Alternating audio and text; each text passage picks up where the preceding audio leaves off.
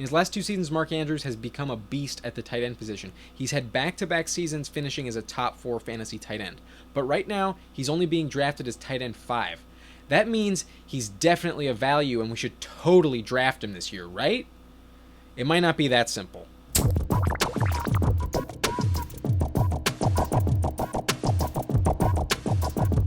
In case you need some convincing on whether or not Mark Andrews is a top 5 tight end or not, let me show you his per game stats from his last 2 years in Baltimore.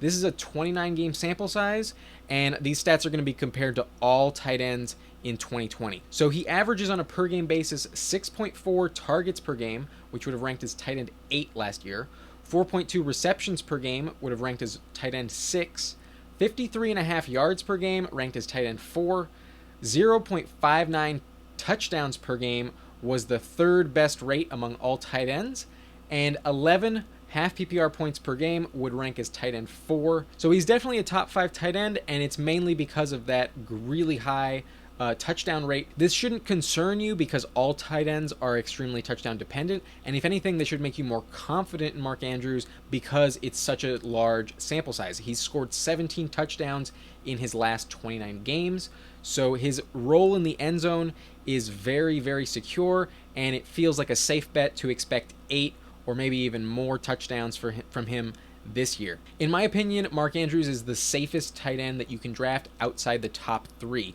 While Kyle Pitts may offer more upside, there is a lot more question marks because we just don't know what to expect from him on the field in his rookie year. It's definitely safe to say that Mark Andrews should be drafted as a top 5 tight end this year, but is he a value at his current ADP of 53rd overall? To make sure, let's compare his stats to wide receivers, because in order to take Mark Andrews and any other tight end, you also pass up on players you could put in the flex spot. So let's compare those stats from Mark Andrews earlier to wide receivers from last season. If we consider him a wide receiver, 6.4 targets per game would only rank as wide receiver 45 in 2020. 4.2 receptions per game would rank as wide receiver 43. 53.5 yards per game was wide receiver 45 last year.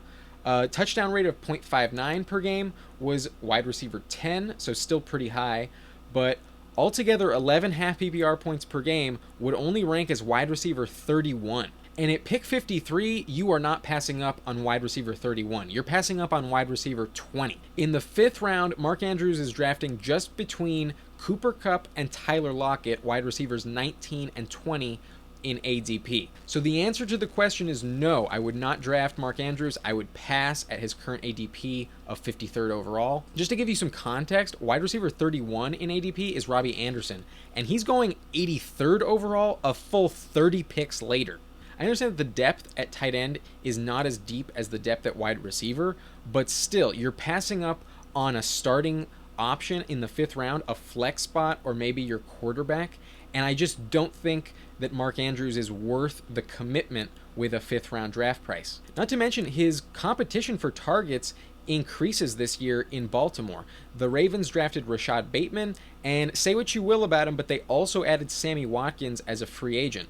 So at the very least, his target share will come down. I do expect him to lead this team in targets, but him and Marquise Brown are basically neck and neck for that lead spot, and now that there's more mouths to feed, there may not be as much scoring opportunity. So because of all of these factors, I don't want to draft Mark Andrews at his current ADP, and I'm recommending that you pass on him. I am a person who prefers to wait on tight end if I can't get one of the top 3, and if you'd like to understand more about my strategy for drafting tight ends, you can check out this video right here. My name is Adam Riancho, and thank you for watching Nice and Blunt.